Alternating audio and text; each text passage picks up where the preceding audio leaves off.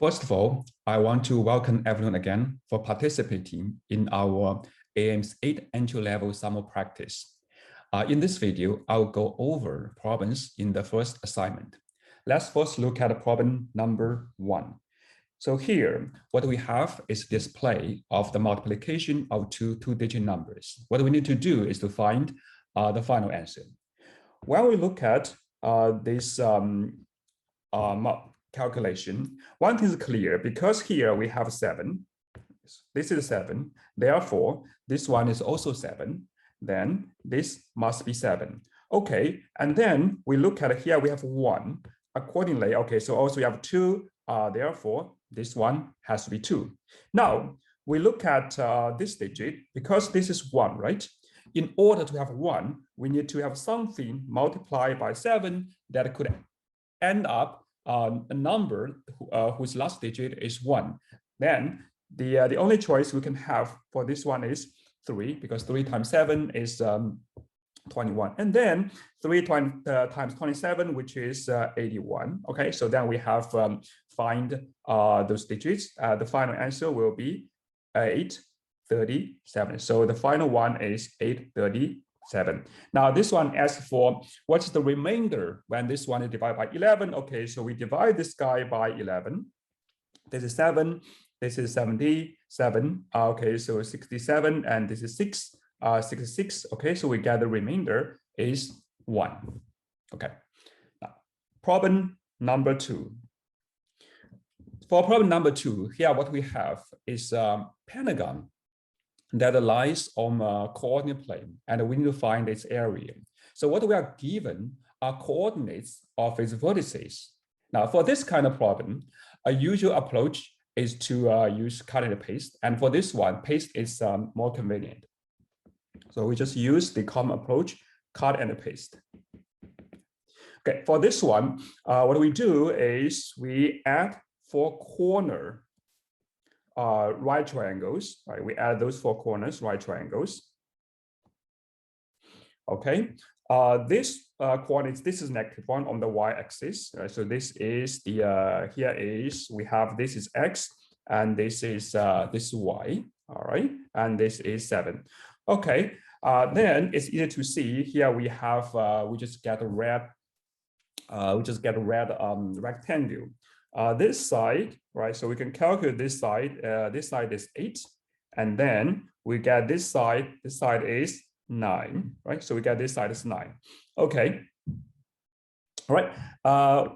What we want to find is the area of this pentagon. So what we do is we just need the total minus 4 right triangles, right?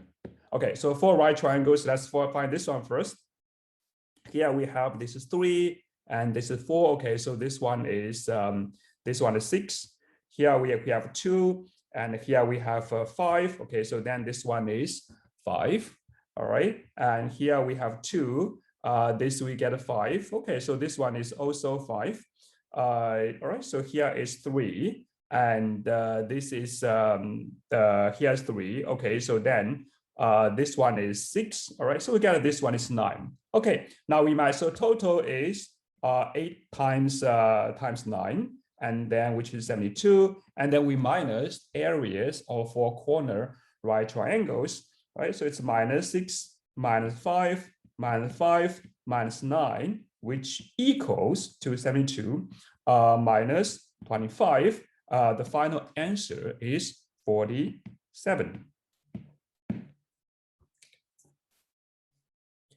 Question number 3. The problem says we have 4 people, A, B, C, D. They went to Costco to buy fruits. Each of them bought 4 different kinds of fruits. Every 2 of them bought exactly 2 same fruits. Right? For example, I said both A and B, they bought apples and grapes, and then they buy, and then the remaining 2 are different.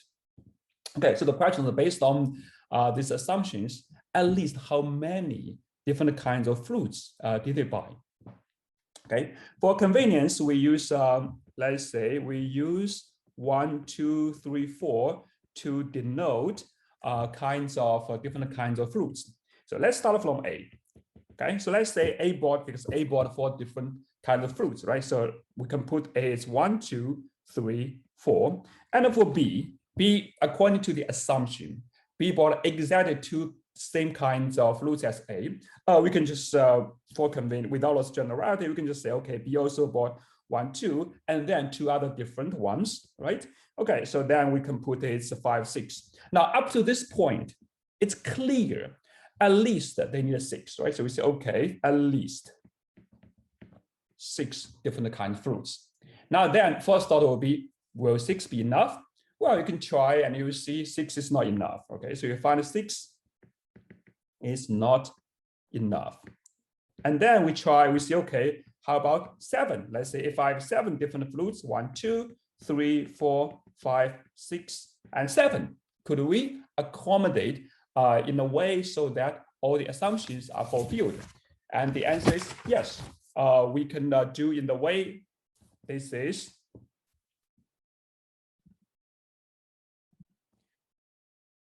We can do in a way like here's a C, right? So we can put a C as 1, 5, 3, 7, and a D is 2, 3, 7, 6. Now, this of course, this is not a unique way to do it. There might be multiple ways to arrange them. But the point is, at least I can find one way to arrange these 7 different kinds of fruits so that, first of all, each of them had at least, each of them bought 4 different kinds of fruits. And if you look at any 2 of them, they have exactly 2 same kinds of fruits, right? So you say, okay, for A and B, we know they have 1 and 2. Say if you want to say, okay, look at A and C, right? So A and C will be 1 and 3, and this is 1 and 3, right? So, okay, so similarly for C and D, you see they have 3 and 7 in common, right? So all the assumptions are fulfilled, right? So the answer is 7. 7 is enough. Right? So the point is, we know clearly at least you need 6, and then you can check 6 does not work. It's not enough. And then we just go up to the next one, 7, and we found, okay, great, it works.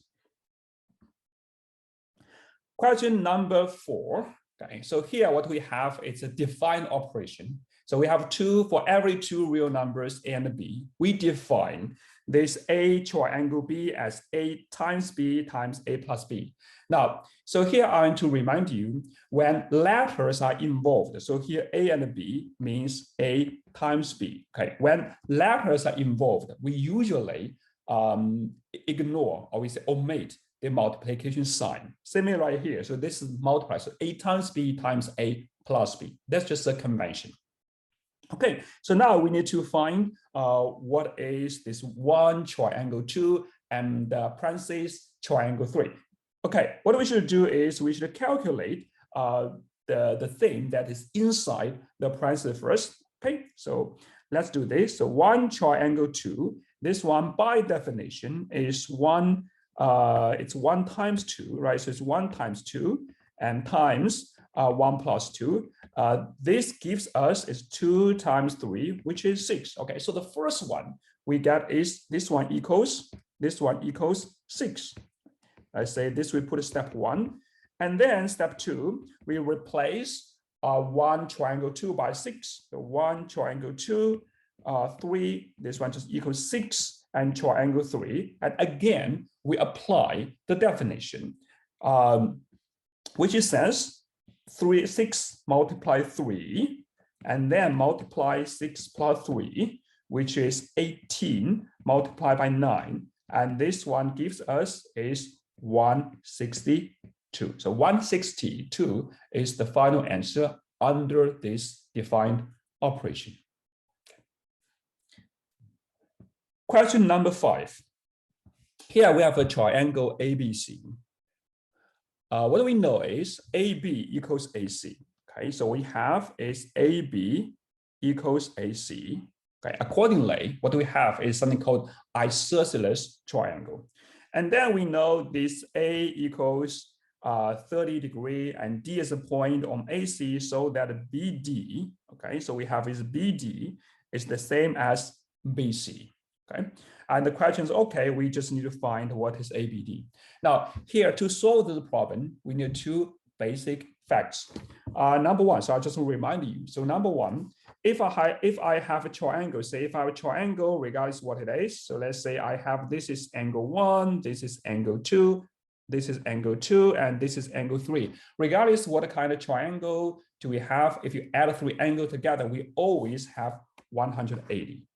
Okay, so we have angle 1 plus angle 2 plus angle 3. This one is always 180. Now the reason is because if I draw a line that's parallel to the base, and then by axiomatic plane geometry, these 2 angles, they are the same.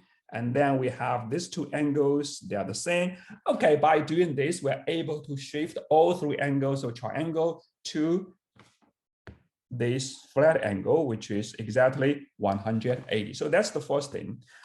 Maybe I put it like that. And then point 2 is if I have isosceles triangle, say I have isosceles triangle, if these 2 sides are the same, right? And then implies the angles are also the same. So sides are the same implies the angles are also the same. Okay, so this we have this isosceles triangle. Isosceles triangle. Okay, equal sides correspond to equal angles. Now, by the 2 facts, we quickly derive, let's say this angle and this angle, they're the same because it's isosceles and equals.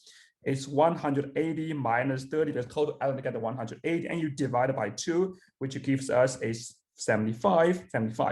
Okay, and then here again, we have isosceles triangle, right? Because these 2 sides are the same. Accordingly, this one is also 75.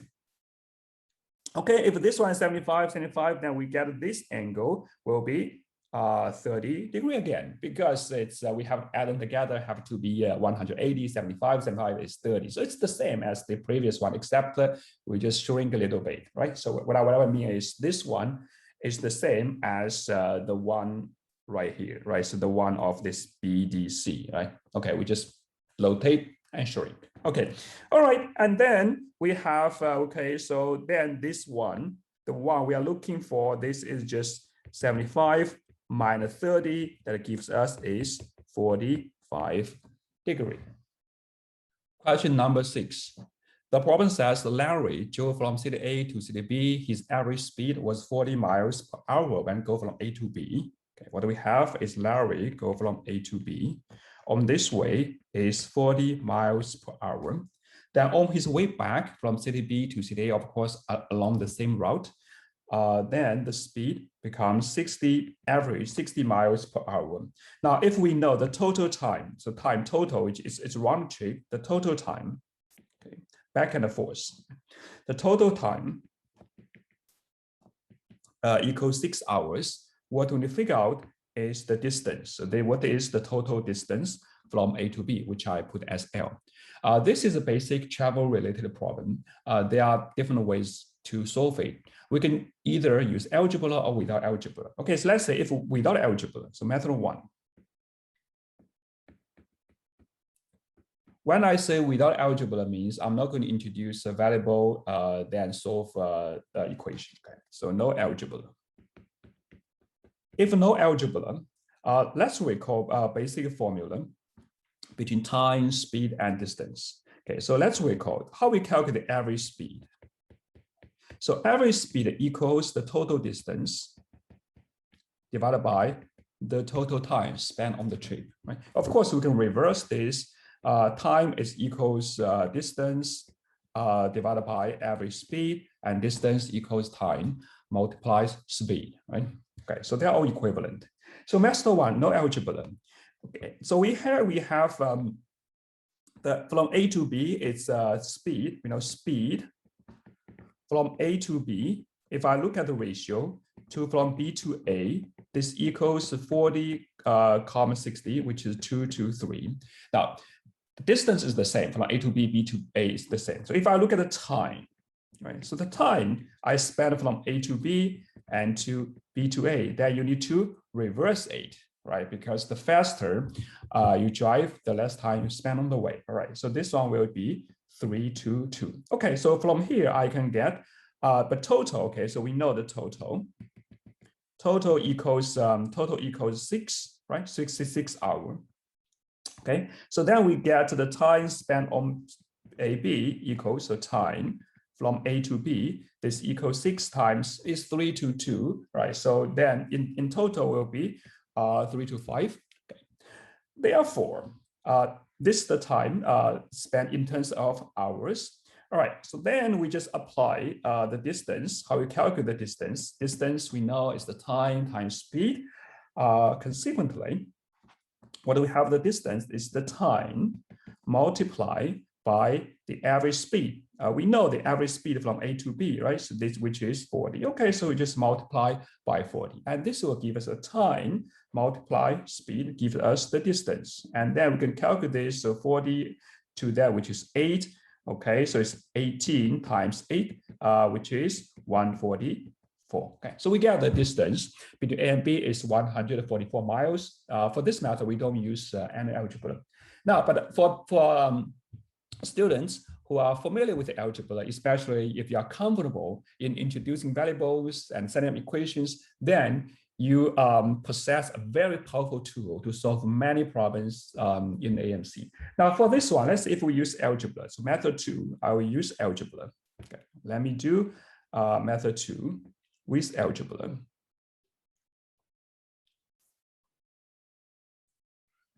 Method 2 with algebra. Okay, for with algebra, I just introduced L, so I denote L as the distance from A to B, right? From A to B. Then I have the time when from A to B equals time is the distance divided by speed, right? So what do we get? Of course, is hours. And then I have the time from B to A, which equals L divided by 60, because on the way back is 60 miles per hour. Now, if I add them together, so what do we have? No, what we have is the total distance, the total time, if you add them together, equals 6 hours. Okay, all right, so therefore, here what do we have is an equation that involves L. Okay, we can just, here we have fractions. So what we can do is you can multiply. So okay, what you can do, because I have 40 and 60, we use the LCM, right? So what's the LCM of 40 and 60, which is 120. Okay, what we can do is we can just multiply 120 on both sides. We can get rid of the fractions. Okay, so I have 120 times this, 120 times that, which gives us this part is 3L and this part is 2L equals this is 720, and then we just get 5L equals 720 and L equals 720 divided by 5, which is 144. Okay, you see we got the same answer.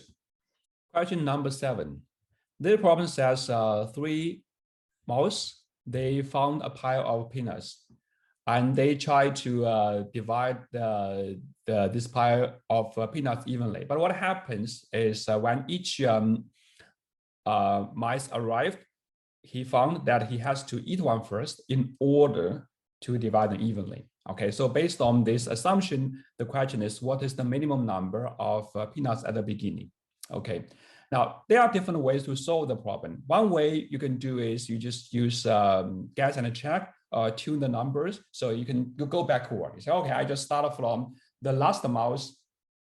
What's the minimum you need? It's okay, you start from 4, right? You eat one first, then divide it 3, so 1, 1, 1. And then you go backward to see whether it works. If it doesn't work, and you try 7, so like 1, 2, 2, 2, right? Okay, that to see whether it works. All right, of course you can do that, but that's not the most efficient way. What here I'm going to present is to use algebra. All right, so I'm going to use algebra. So what I do is, first of all, let's label this 3 mouse as mouse 1 for convenience. Call this guy as mouse 1, mouse 2, and mouse 3. So we start from mouse 1 first. So this is the first one arrived, and mouse 2 is the second one that arrived, and mouse 3 is the last one. All right, what happened to mouse 1 is he has to eat one first, right? So this one I singled out. And then he could divide the remaining evenly. Let's say it's a K, K. So K just K represents the number of peanuts when he is able to, when the mice is able to divide evenly. Okay, and then according to the assumption, okay, of course he eat this, took his share, and for the remaining two, right? For the remaining two, okay, the remaining two pie move to the next step. That's when the mouse 2 arrived. So the number of peanuts that he saw. All right. Okay. So this is 2K, right? All right. So what happens to mouse 2 is, again, he has to he found for this 2K is not able to divide evenly. He has to eat one first. He had to eat one first, and then he's able to split into 3 equal piles. Okay. And then what we have is, okay, so then eat one first. This is 1, right? And then divide into 3 parts, okay, which is 2K, because the total is 2K, right? But 2K passed to the other part. So 2K minus 1 first, then divide evenly. All right. So this is what needs to do. Okay. Now, of course, from here, we need, okay, we need what? We need 2K minus 1 has to be divisible by 3, right? In order to, we have to have integer numbers.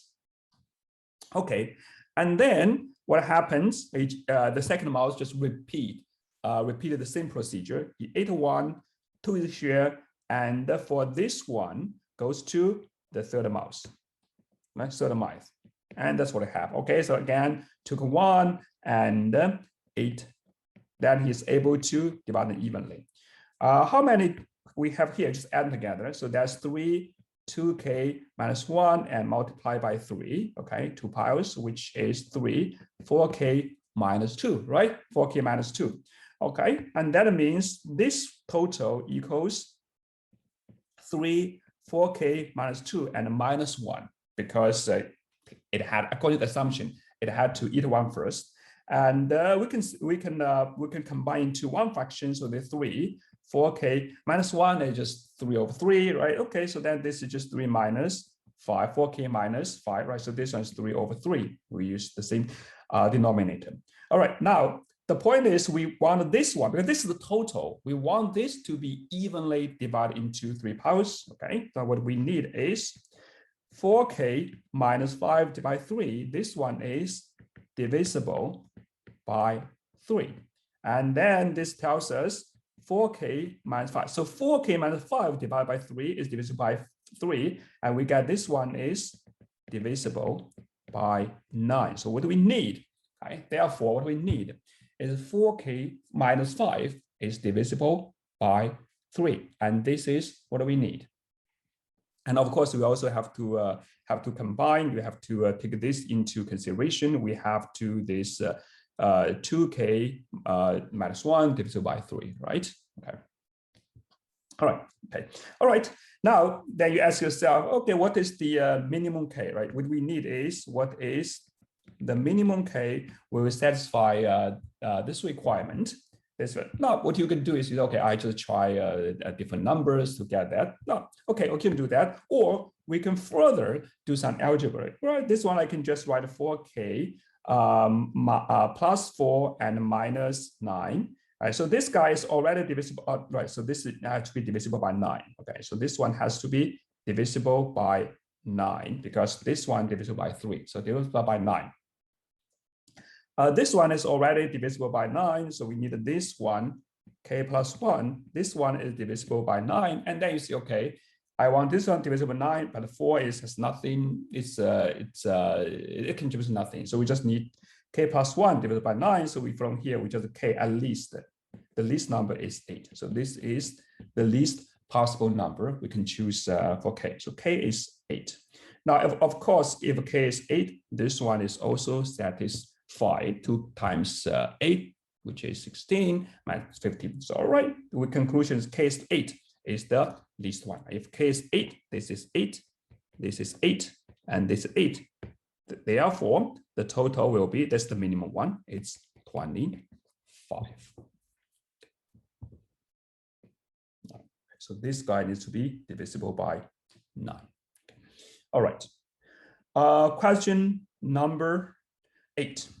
Here we have two rectangles. They have overlap. That's the shaded part. What we know is here, you see it's divided into 3 parts, right? So we have this, we have 3 parts. And let's say this is 1 part, and then the shaded part, and then also have this this part, right? Have this part. Okay, what we know is these 3 parts, they have equal area. Let's put this is S, the equal area. This is S, and this is S. And we need to find it's the parameter, right? So parameter of this one. So we find the parameter of this one. Now, how to approach this problem? In terms of areas, you see, if I have these 2 triangles add together, right? So here I have the two rectangles. So this rectangle, and then we add this rectangle. It's a rectangle. Now add them together. In terms of areas, the rectangle 15 times 6 and plus 9 times 10, I add together. I get 4 copies of S. Why 4 copies? Because this guy is counted twice, right? So I can just get the 4S.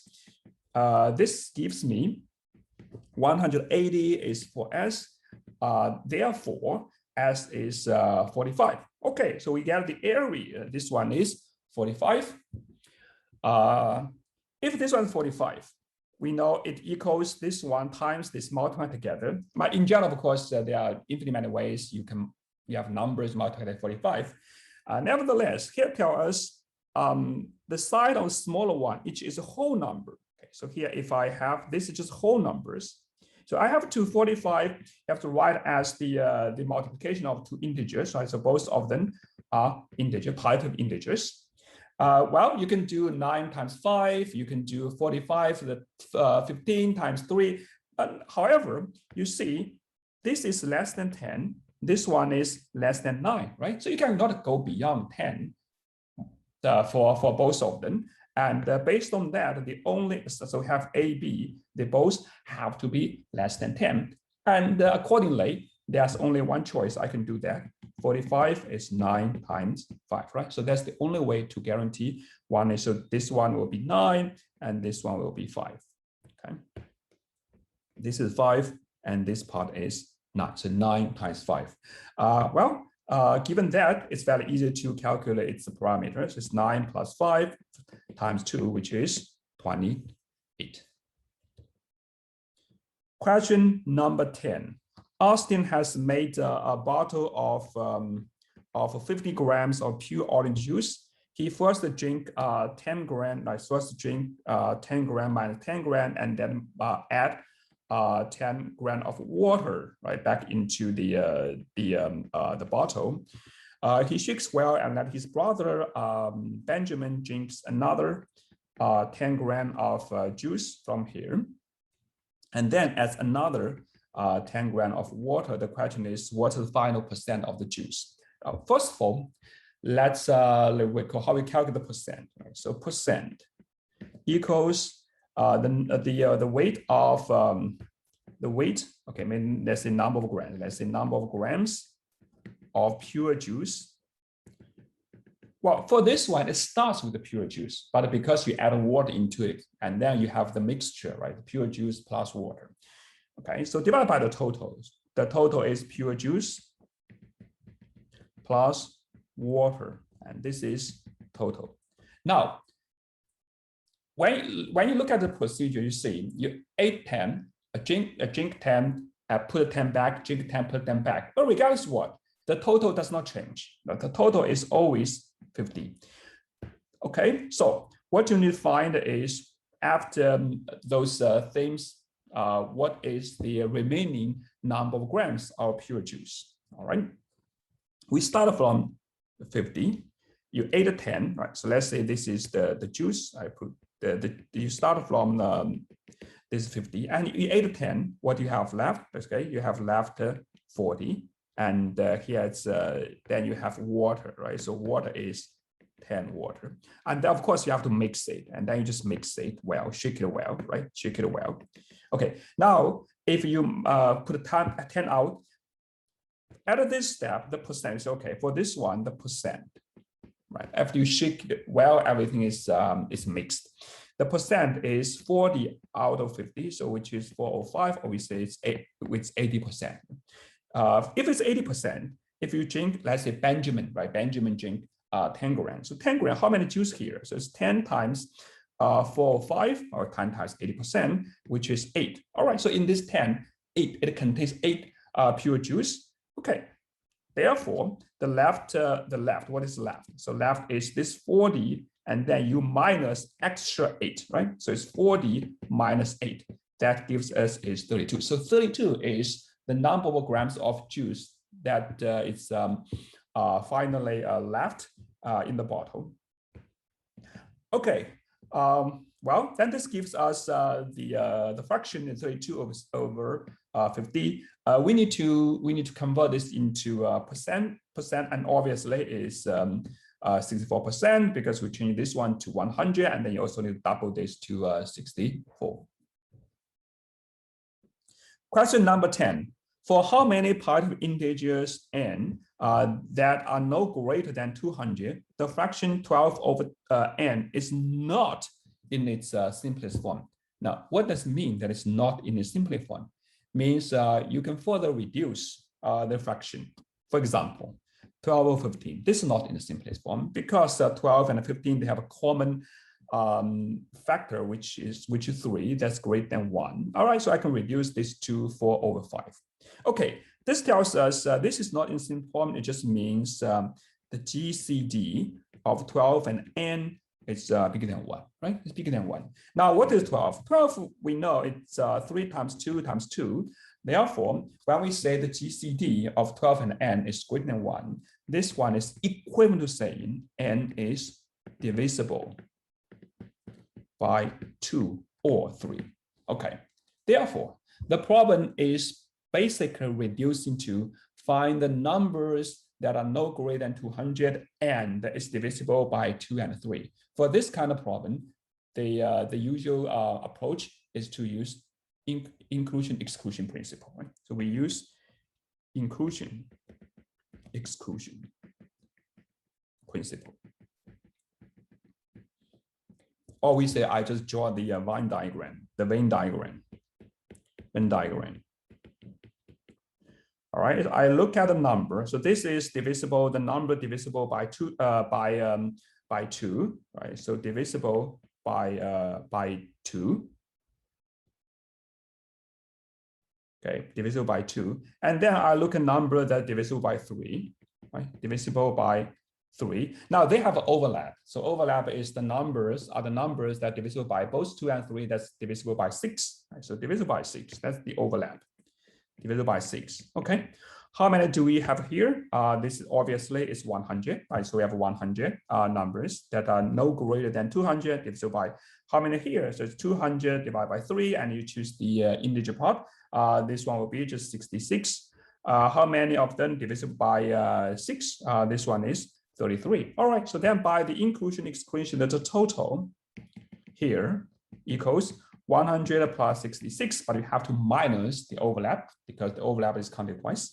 And then you minus the 3, so we get is 133. Question number 11. This problem says we have a square and 2 isosceles right triangles that are put together as follows.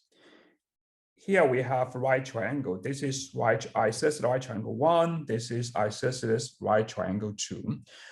The area of the square in the middle is 100, and this immediately tells us the side is 10. So we have, okay, we got this one is 10, we got this is 10, this is 10, and this is 10. We also know the area of the right triangle on the left is 18. This one is 18 because the right triangle. Let me mark those right angles. Okay, because it's right is isosceles triangle. This quickly tells us we have this. Its legs, both legs are 6. 6 times 6, 36 divided by 2 is 18. What do you find? What is the area? What is the area of the one on the right? The key to solve this problem is to realize, you see, this angle plus this angle is 90 degrees, right? And this angle plus this angle is also 90 degrees because the middle one is 90. And this tells us these two angles are the same, and this angle and this angle are the same. In addition, they share the hypotenuse, and 10 and 10 are the same. Okay, this tells us these two things, these two triangles, they are congruent. So these two triangles, they are congruent. Means they are basically the same, right? You just rotate one to the other. Okay. Based on that, if that's one is 6, I get this one is also 6, right? And that's the red one. All right. So we have two congruent triangles, and then we can just apply the Pythagorean theorem. Right? Let's recall the Pythagorean theorem. It says if I write triangle, say this is A, B, C, the hypotenuse C squared equals A squared plus B squared, right? So this is the famous Pythagorean theorem. Now, based on that, if I have, if this is 10, this is 6, we quickly get that this one is 8, right? 8 squared plus 6 squared, which is 100, that's 10 squared, right? So if 8 and 8, and 8 times 8, 64, we get that this one is 32. Problem number 12. The problem says we have arithmetic sequence A1, A2, A3, A4, A5, and so on. And we know that A3 is 3, A18 is 12. The question is, what is the largest integer in the sequence that's no greater than 15?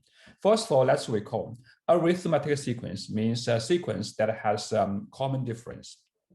Here, A1, first term, A2, A3, A4, and all the way to A18. Of course, we have to keep it going until here 50 is the cutoff. We want to find a 1 that is integer, and it does not go beyond the 50. Right. It has common difference, so each time you just add the same number, common difference. This A3, this one is 3, A18, this is 12. Now, how many times do we need to add from A3 to A18? It's 15 times, right? So here you need to add. You need to add 18 minus 3, which is 15. So you need to add from here to here. You need to add 15 times the common difference. All right, so from here, I just quickly get a 15 times the D. So D is the common difference. So this guy we call common difference.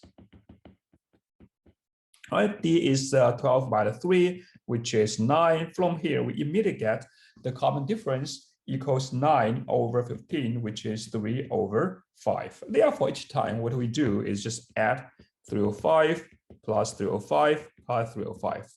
Accordingly, the problem is basically asking, you start from 3, and each time you add 305, 305, and add a bunch of 305, right? Okay, now you want this to be integer as large as possible, but do not go beyond 50, right? So what is the largest one? You say, if, okay, some of you probably can do this very quickly in your mind. If we go with a little algebra, say, okay, so this one, let's say I have added k times, which is 3 times 3, 5 times k. Now you see, in order to guarantee this is integer, my k has to be divisible by 5, right? Each time I go 5, 10, right? Okay, has to be divisible by 5. Divisible by 5. Now you divide by 5, you can put this k is, let's say it's 5n, and you put it here. It's just 3 times n, right? Because this is 5n, 5 cancels 3n. So you see, in the sequence, if it's integer, just means multiple of 3, right? So this is okay. We know for if you look at numbers that are integer in the sequence, it's just multiple of 3. Multiples of 3, and you want to not go beyond the 50, right? So it's okay. You want this guy to not go beyond 50, and the closest one, which is close to 50, but is divisible by 3, and we get the number is 48.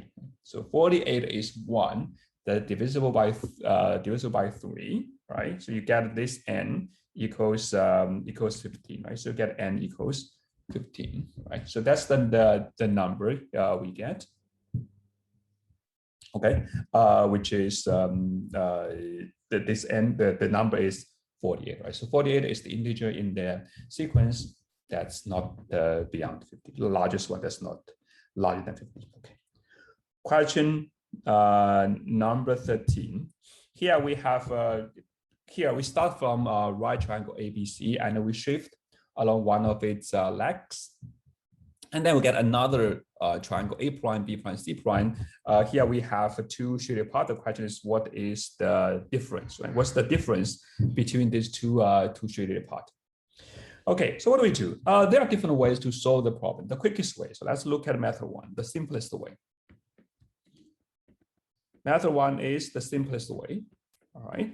You see, the point is, if I put this, it's I, and this is the, let's say, this is 1 and this is 2. And then I look at this one. The point is, if you add 1 and 3 together, right? You get, it's just the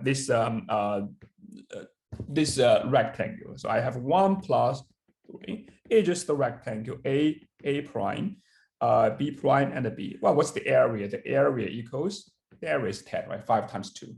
Now, if I add 2 with the same, the yellow one, right? So if I say, okay, so 2 plus 3, what do we get?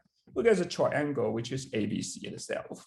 And that is, this is 5, this is 12, right? 5 times 12 divided by 2, which is 30. Okay, therefore, when you look at this, you see the difference. If I just want to find the difference between 2 minus 1, right?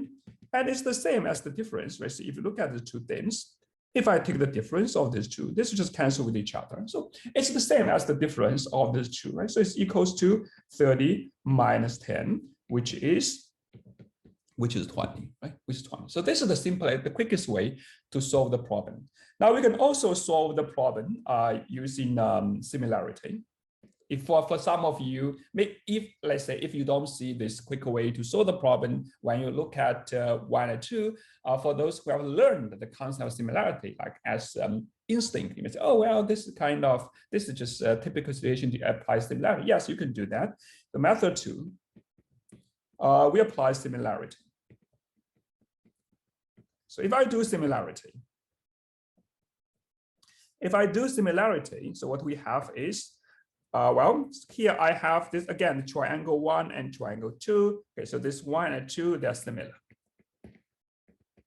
Similar just means, so here, because they are parallel, right? So this angle and this angle, say maybe I put this is, let's say put the D, the intersection of the D, right? Okay, so here we have they're parallel. So this is a typical situation. We have two similar triangles. Now we say two triangles are similar, means they have the same shape but different size. That means the way we can obtain from one to the other, either by proportionally stretching or proportionally we compress it. Right? So here we have 1 and 2. They have the same shape, except one is larger than the other. All right, now let's find the ratio. Here we have this one. Right? So this one equals, okay, so I have this one. This is 10. And this is 2. So I have the ratio between these two, right? The side ratio. This 2 is 10 to 2. So there's 10 to 2, which is 5 to 1. All right. Accordingly, I have this to that. The ratio is 1 to 5. Right? So I have the same ratio. All these sides, they have the same ratio. And meanwhile, I know the total is 5, right? So, okay, the total is 5. Therefore, this part equals 5 times 106. And this part, right? So this part equals 5 times 5 over 6. Okay. In other words, I'm able to figure out the legs of both triangles. Okay. So for one, I have the area equals 1/2 times 2 times 5 over 6, and I have 2. This area equals 1/2 times 10 times 25 over 6, because this is 5 times 6. This guy equals 25 over 6, and this equals 5 over 6, right? 5 over 6. Okay, well, then from here we got this is just 5 over 6. And for this, we calculate, right? So this times 5, so it's 125 over 6. Okay, so we just take the difference, 125 over 6 minus 5 over 6. That's 120 over 6. And this gives us the same answer, 20 as the previous one. All right, question number 14. This is a question about a probability. The problem says a spinner is divided into 3 equal sections as shown. An arrow it's attached to the center of the spinner, and arrow is spun twice. And what's the probability that the arrow lands on the same color twice? Okay. All right. So here, what we do is we just use the basic formula for probability.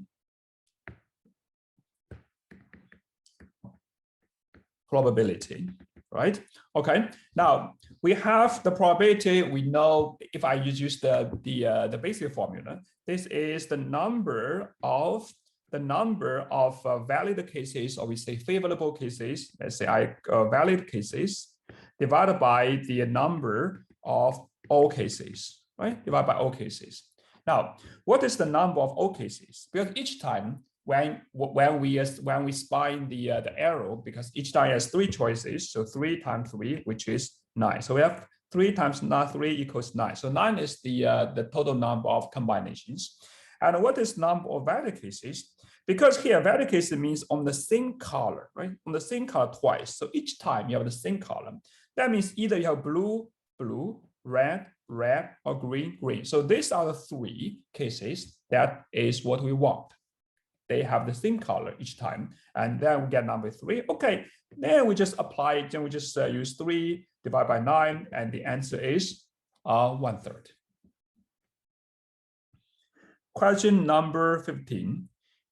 Here we have a sector. OAB is 60 degrees. C and DI in the middle. If I know this shaded part, the area is 4.5 pi. What we need to find is the parameter of this shaded part A, B, C, D. Now you see its parameter consists of 2 arcs and 2 straight lines, right? Okay, now what do we want to find? So how we do this? A convenient way is to use algebra, which is, okay, we introduce a variable. Let's say x is from here to here. This is x, and this is x, right? 2x. Now, and then we just use x to calculate, to express the area of sectors. Now, before we do that, let's recall the area of a circle. So if I have a circle centered at let's say O with radius r, right? Then its area equals its pi r squared, right? R squared means r times r, and its parameter, or we say circumference, which equals 2 pi times the r, or sometimes if you use the diameter, which is twice of the radius, also it's pi times d. Now, if you use a sector, if I have a sector, then of course just look at what is the fraction of the sector. For this case, let's see. The area of OAB as a sector, because it's 60 degrees. 60 degrees, we know it's just 1/6 of the whole thing, right? So this one is okay. This one is 1/6 of the whole circle. The whole circle, the radius, we know it's just 2 times x. It's copies. Well, maybe instead of x, let me use r. Okay, let me use r. Let's say this is r. This is r. Okay, so 2 times pi times 2r squared, because this is 2r. All right, and then I have the OCD, right? So OCD, this is the OCD, it's right here. The OCD, the area again is 1/6 because it's 60 degrees. Now times pi times it's r squared, because it's radius, it's r, right? It's r. Okay, so this one I just get is 6. This one, if I write out, is 4 times r squared. I multiply 1/6 and times 1/0 pi. So I just get a 6 to the 4 to the pi times r squared. And this is 1/6 times pi times r squared. The point is, if you take the difference of the two, so you minus, and then you just get this ABCD, right? ABCD, which equals 4.5 times pi, right? 4.5 times pi. Let's solve this. From here, I just get it's 3/6, because this one minus 1 is 3/6 times pi times r squared is 4.5 times pi. This one is 1/2. So from here, I get pi cancel with each other. It's 9, right? So this one I get is 9. So I get r is 3. Okay, I get this r. This will be 3, 3, 3, 3. Okay. All right. So then this part is 3. This part is also 3. So I have 2, 3 here. Now I need to calculate the length of this arc. Now the length of the arc is, again, is 1/6 of the whole thing. So it's a 2 pi times the radius of the bigger circle, which is 6, right? So 2 pi times 6. So I get is, this guy is 2 pi. So this part is 2 pi. Now let's calculate this part. This part is, again, it's 1/6, but this times pi, and then times 2 times this, 2 pi times, which is 3, because 3. So this one will be just pi. So okay, this guy is pi. Now if I add all those portions together, what I get is 3 plus 3 plus 2 pi plus pi. That final answer 3 pi plus 3. And this one will just be my m. This one will be n. So m plus m equals 6. So here for this one, for this problem, the key is you need to know how to calculate the area of a circle and how to calculate circumference of a circle. Then when you go to the sectors, you just look at what fraction of the circle is the sector. Right? For this case, for our case, it's 60 degrees. The whole thing is 360, so that's 1/6, right? Question number 16. This problem says we have 6 people, A, B, C, D, E, F. They stand in a row. The requirement is the B needs to stand next to both A and C. So we have B, A, C, or A, C, right? So A and C, they could be on either side of B, but they have to stand next to each other. The question in how many ways we can do that? To solve this problem, we use technique called binding technique. Step 1. Basically, because here we either have A, B, C, or C, A, B, C, B, A, right? The point is we consider these 3 just as one person, right? So this is one person. And then we arrange this person, this giant person, with the remaining 3, that is D, E, and F. Okay, therefore we can consider we need to arrange 4 people, but the way you arrange 4 people, we know it's 4 factorial because we have 4 positions to arrange them, right? So this guy, I just put a stars. Okay, so this one you have 4 choice, there's a 3 choice, the 2 choice, the 1 choice, so I will just 4 factorial, that is multiply those things together. And this is, we know it's 24. Now step 2, but this is not done yet, because let's say we put this giant person like here, then we have this D, E, F. Now, you see, the point is I can also switch A and C, right? After I choose 3 positions to accommodate this 3 A, B, C. But I can switch A and C, right? You can A, B, C, or C, B, A, right? I have 2 ways to switch. So we can do is switch A and C. We can do A, B, C, or C, B, A. And then you have we have 2 ways to switch, and then by multiplication principle, right? Multiplication principle. So this one is also multiplication principle. Multiplication principle says if I have different steps to finish a task, now each step has a different number of ways to do, then the total number of ways to just multiply together. So here I have 2 steps, right? Step 1, I accommodate these 4 people, and step 2, I can switch A and B, and the total will be 424 multiplied 2, which is 48. Question number 17. This is a problem on coordinate geometry. First, let's set up the coordinate. We have the x coordinate and y coordinate. So this is x and y. We have x-axis. So this is x-axis, right? So and this is the y-axis. And the line 2x plus y equals 12. Now, how we draw a line? Usually, you just need 2 points to draw a line. You first look at the intersection with the x-axis. If I set a y equals 0, then I get just x equals 6. If I let the x equals 0, right? So I get y equals 12. Okay.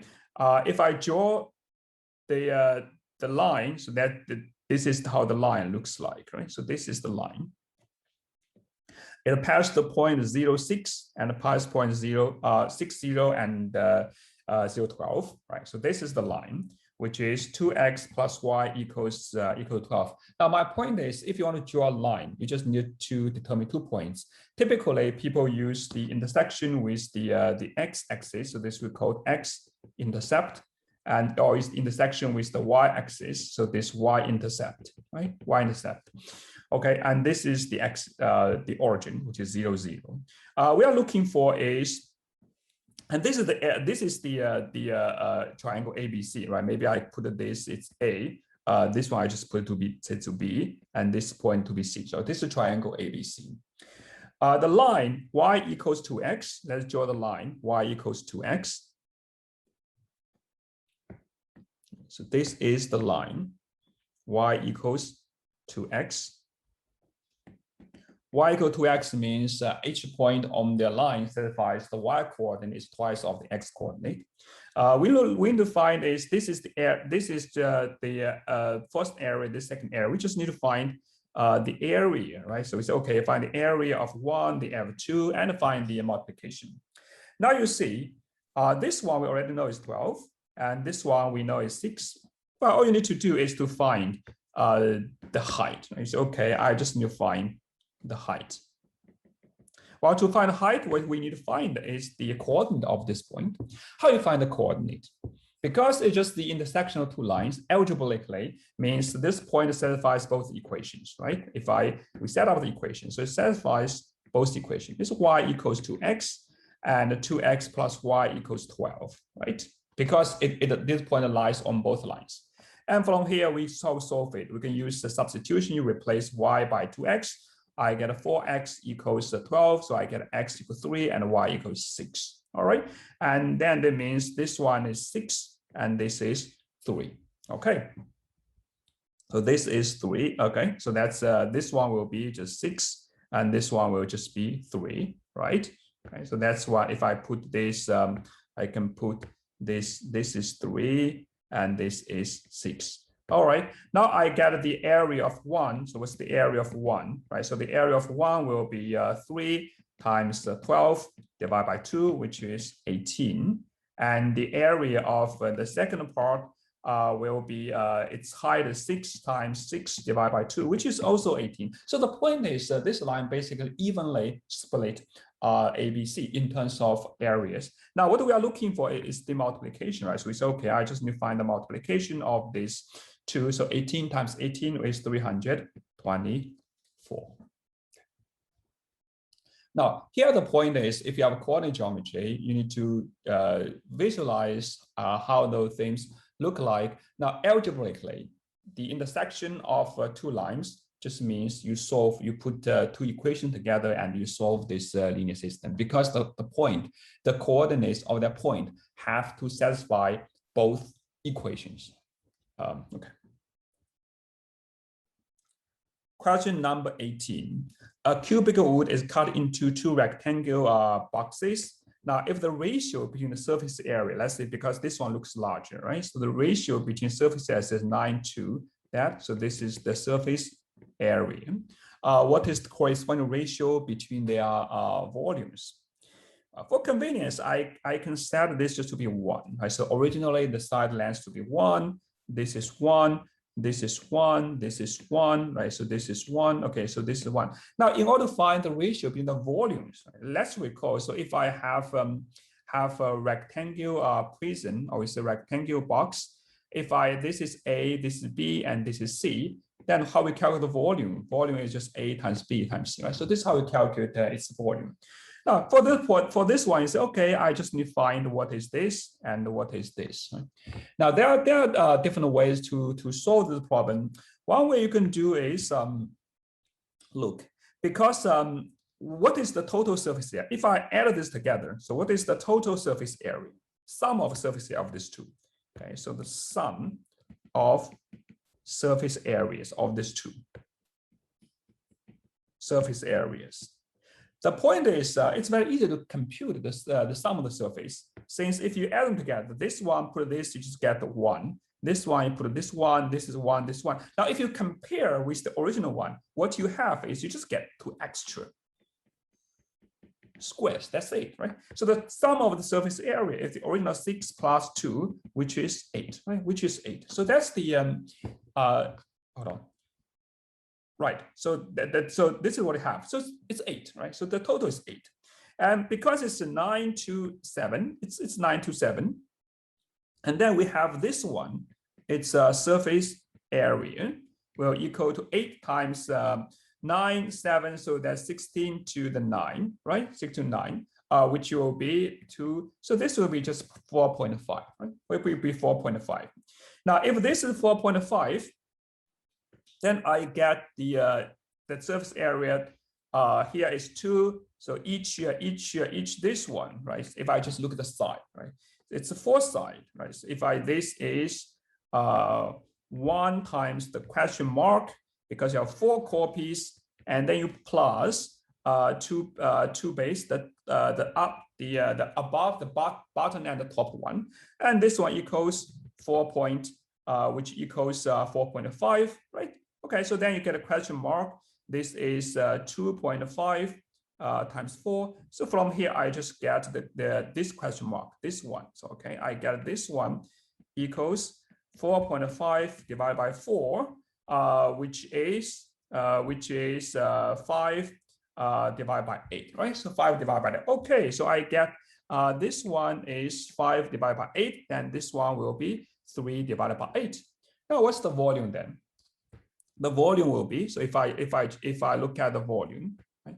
I look at the volume, this one will be 1 times 1 times 3 over 8, and the volume of this, okay, so this is the volume of the smaller one, then volume of the larger one will be 1 times 1 times 5 over 8. Okay, so it's 5 over 8. Okay. Now you look at the ratio, right? You just quickly get the ratio. The ratio equals 5 over 8 to 3 over 8. Now the 8, they just cancel. So what you get is 5, 3, and this is the ratio. Right? So here I solve the, of course, one way you can do is you just set up, you can say, okay, I set up the equation. I say this is x, then this is y minus x, and then I express everything, all the surface area in terms of x, and I set up the equation through fractions. You can do that, but here I choose to go without the algebra. I first consider the total surface area, which is 8, and then we can split in terms of the ratio 9 to 7, and then we can just go back to find their heights. Right? Question number 19. For how many positive integers 2021 has the remainder 5? So when divided by the notation has remainder 5. So when divided by n has remainder 5. Right? So this is when we say when divided by n has remainder 5. All right, so here we use basic effect. If the remainder is 5, so this implies if I minus the remainder, if I get the remainder, right? So remainder means when you evenly distribute in terms of piles, each pile has n, and then there's left over, which is the remainder, right? Remainder is the leftover. So if I get rid of the remainder, then what you have is you have number of piles, each pile has n. All right, so I get this one is divisible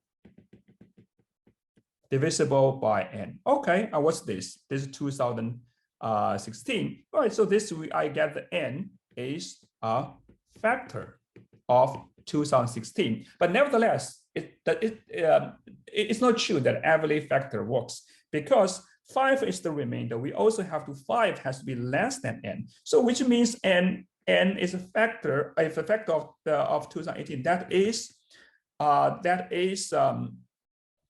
that is greater than 5. Right? So first, let's find how many factors we have, right? The number of factors of 2018. How we find the number of factors? Step 1. We do factorization.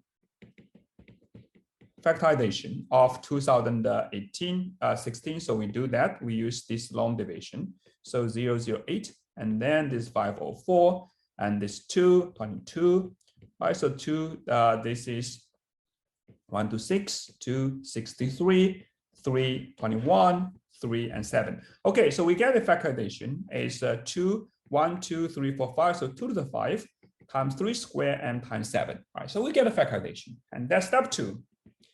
Now, in order to refactor, right? So factor of 2016 is 2 to something, 3 to something, and 7 to something. Right? It cannot have other prime factors except 2, 3, and 7. Now, because it's a factor, this one cannot go beyond 5. So it has to be from 0 to 5. This one from 0 to 2, and this from 0 to 1. Okay, so how many choices do we have? Again, we use multiplication principle. How many choices do we have? This one we have 6 choice from 0, 1, 2, 5, and this one 3 choice, and this have 2 choice. So that's what we have. Okay, so we have this 36. Or the number of factors, we have 36 by this multiplication principle. So these are 2 steps to find the number of factors. But as we put it here, you cannot choose all factors because the factor has to be greater than 5. So let's get rid of those factors that are less than 5. So not valid. What are not valid? 1 is not valid. So 1 just means this is 0, 0, 0, right? Okay, 1 is not valid. 2 is not valid. Okay, you choose 2. What else? 3 is not valid. 4 is not valid, right? Because they're all less than 5. All right, so we have to remove this 4. So it's minus 4, which we get is 32. So there are 32 such numbers. Now, for this problem, 2 main things. Number 1, okay, so this is a basic effect, but it's very useful. When you say some number divided a number, you have a remainder. So if you minus, from the dividend, you remove the remainder. The remaining part is divisible by the divisor, right? Because the remainder is left over. And then you should know how to the algorithm to calculate the number of factors. So first of all, you factorize it, and then you apply the multiplication principle in terms of those exponents. Question number 20.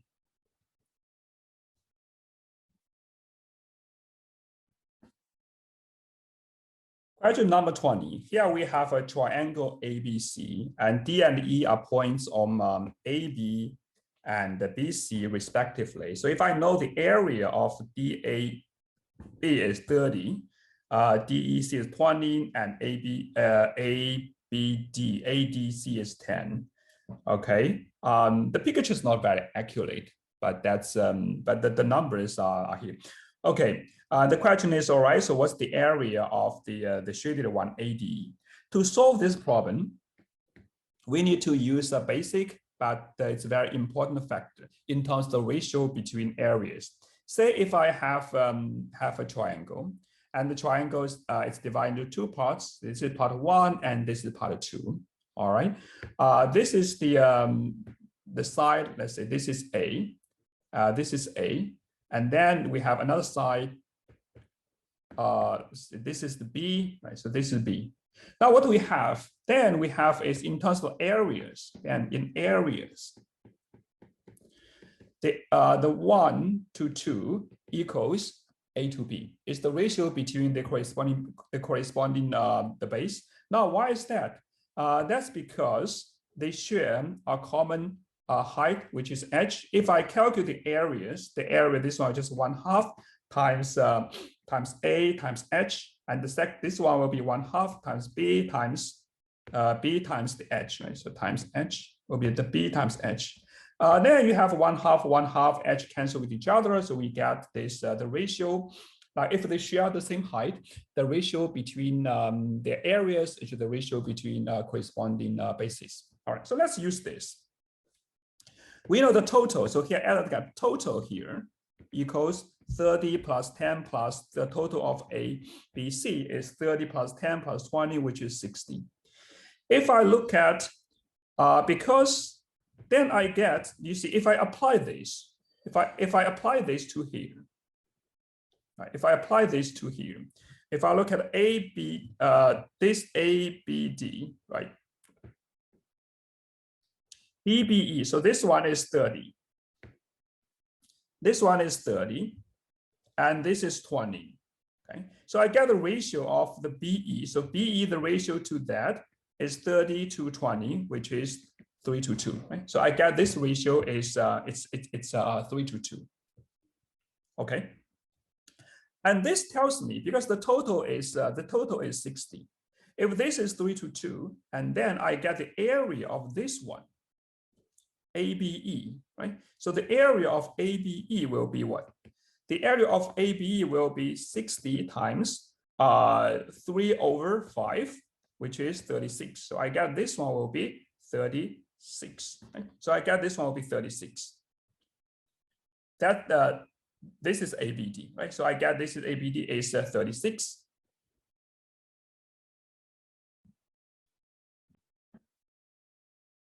And then I have this this AD. The AD will just be 36 minus the 30, right? Minus 30, which gives me 6. Okay, that's it.